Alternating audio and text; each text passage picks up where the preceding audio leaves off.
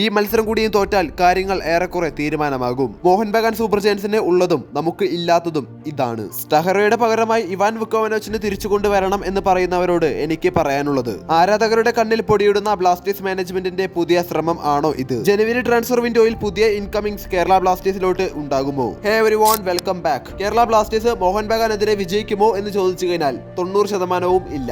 എന്നാൽ ബാക്കി വരുന്ന 10% വിശ്വസിച്ച് നമ്മൾ ഈ മത്സരവും കാണും. അതാണ് നമ്മൾ ബ്ലാസ്റ്റേഴ്സ് ആരാധകർ. നിലവിലെ സ്റ്റാറ്റ്സ് ആയാലും സ്ക്വാഡ് ആയാലും പെർഫോമൻസ് ആയാലും എല്ലാം തന്നെ എടുത്തു നോക്കിയാലും ബ്ലാസ്റ്റേഴ്സിനേക്കാൾ മുൻതൂക്കമുള്ളത് മോഹൻ ബഗാൻ സൂപ്പർ ജയൻസിനെ തന്നെയാണ്. അതിപ്പോ പോയിന്റ്സ് ടേബിളിന്റെ കാര്യത്തിലേക്ക് വന്നാൽ പോലും 10 മത്സരങ്ങൾ പിന്നിട്ട മോഹൻ ബഗാൻ സൂപ്പർ ജയൻസ് ഒന്നാം സ്ഥാനത്ത് 23 പോയിന്റുമായി. എന്നാൽ ബ്ലാസ്റ്റേഴ്സ് 11 മത്സരങ്ങൾ കളിച്ചപ്പോൾ 11 പോയിന്റുമായി 10ാം സ്ഥാനത്താണ് നിലവിലുള്ളത്.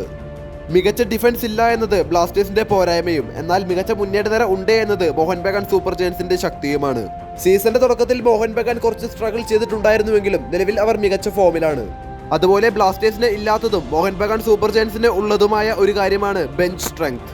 മത്സരത്തിന്റെ ഫസ്റ്റ് ഹാഫിൽ എന്ന് മാത്രമല്ല സെക്കൻഡ് ഹാഫിലേക്ക് വന്നാലും മത്സരം മാറ്റിമറിക്കാൻ സാധിക്കുന്ന താരങ്ങളെ നമുക്ക് മോഹൻ ബഗാന്റെ ബെഞ്ചിൽ കാണുവാൻ സാധിക്കും. ബ്ലാസ്റ്റേഴ്സ് ഏറ്റവും കൂടുതൽ ശ്രദ്ധിക്കേണ്ടത് ഇവരെയാണ്. Greg Stewart, Jason Cummings, Jamie Maclaren, അതുപോലെ ഇന്ത്യൻ താരങ്ങളായ ലിസ്റ്റൻ കളാസോ, മൻവീർ സിംഗ്, സഹൽ അബ്ദുൾ സമദ് തുടങ്ങിയ താരങ്ങൾ തീർച്ചയായിട്ടും ബ്ലാസ്റ്റേഴ്സിന് വലിയ തലവേദനയായിരിക്കും. ഇനി സ്റ്റഹറയുടെ പകരം ഇവാൻ വുക്കോവനോവിച്ചിനെ തിരിച്ചു കൊണ്ടുവരണമെന്ന് പറയുന്നവരോട് എനിക്ക് പറയാനായിട്ടുള്ളത്, ആശാനെ തിരിച്ചു കൊണ്ടുവരുന്ന കാര്യത്തിൽ എനിക്ക് യാതൊരു എതിർപ്പുമില്ല. ആശാൻ തിരിച്ചു വന്നിട്ട് വിജയം സ്വന്തമാക്കി ട്രാക്കിലേക്ക് മടങ്ങി വരുന്ന ബ്ലാസ്റ്റേഴ്സിനെ കാണുവാനാണ് കുറെ അധികം ആരാധകർ നിലവിൽ കാത്തിരിക്കുന്നത്. എന്നാൽ നിങ്ങളൊന്ന് ചിന്തിച്ചു നോക്ക്, what if he turns out to be a flop? അദ്ദേഹം ഒരു ഫ്ലോപ്പായി മാറിയാലോ? പണ്ടൊരിക്കൽ ഡേവിഡ് ജെയിംസ് ബ്ലാസ്റ്റേഴ്സിലോട്ട് തിരിച്ചു വരികയും അദ്ദേഹം ഇവിടെ ഒരു ഫ്ലോപ്പായി മാറുകയും ചെയ്തിട്ടുണ്ടായിരുന്നു. അതുപോലെ ഇവാൻ വുക്കോവനോവിച്ചിനെ ഒരു പരീക്ഷണത്തിന് വിധേയനാക്കുന്നതിൽ എനിക്ക് തീരെ താല്പര്യമില്ല. നിങ്ങളൊന്ന് ചിന്തിച്ചു നോക്ക്, ബ്ലാസ്റ്റേഴ്സ് മാനേജ്മെന്റ് എങ്ങാനും ആശാനെ തിരിച്ചു കൊണ്ടുവന്നു. അതെന്തായാലും ഒരിക്കലും സംഭവിക്കില്ല, കാരണം ടീം വിട്ട് പോകുന്ന പ്ലേയേഴ്സിന്റെ റീപ്ലേസ്മെന്റ് പോലും കൊണ്ടുവരുന്നില്ല. പിന്നെയാണ് ഇത്. ജസ്റ്റ് ഇമാജിൻ, കേരള ബ്ലാസ്റ്റേഴ്സ് അങ്ങനെ കൊണ്ടുവന്നു, ഇനി അദ്ദേഹം ഇവിടെ ഒരു ഫ്ലോപ്പ് പെർഫോമൻസ് ആണ് പുറത്തെടുക്കുന്നതെങ്കിൽ ഈ കൊണ്ടുവരാൻ പറഞ്ഞ ആരാധകർ തന്നെ അദ്ദേഹത്തിനെ വിമർശിക്കുകയും അദ്ദേഹത്തിനെ പുറത്താക്കണമെന്ന് പറയുകയും ചെയ്യും. ഇതിൽ നിന്നെല്ലാം മാറി നിൽക്കുന്ന ഒരു കാര്യമാണ്, കേരള ബ്ലാസ്റ്റേഴ്സ് നിലവിൽ നവോച്ച സിംഗിന്റെ കോൺട്രാക്ട് 2028 വരെ എക്സ്റ്റെൻഡ് ചെയ്തിട്ടുണ്ട്.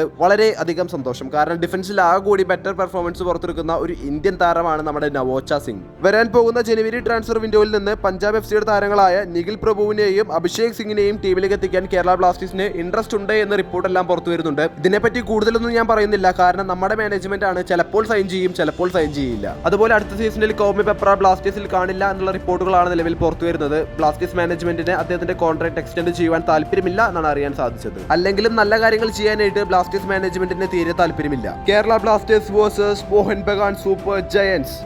ബ്ലാസ്റ്റേഴ്സ് സ്ഥിരമായി തോൽക്കുന്നത് കൊണ്ട് ഈ മത്സരത്തിന് പ്രത്യേകിച്ച് ഹൈപ്പോ കാര്യങ്ങളോ ഒന്നും തന്നെയില്ല. But don't forget, this is Indian El Clasico. അപ്പോൾ ഇന്നത്തേക്ക് ഇത്രയേ ഉള്ളൂ. ബാക്കി മത്സരം കഴിഞ്ഞിട്ട്. അപ്പോൾ ശരി, ബൈ.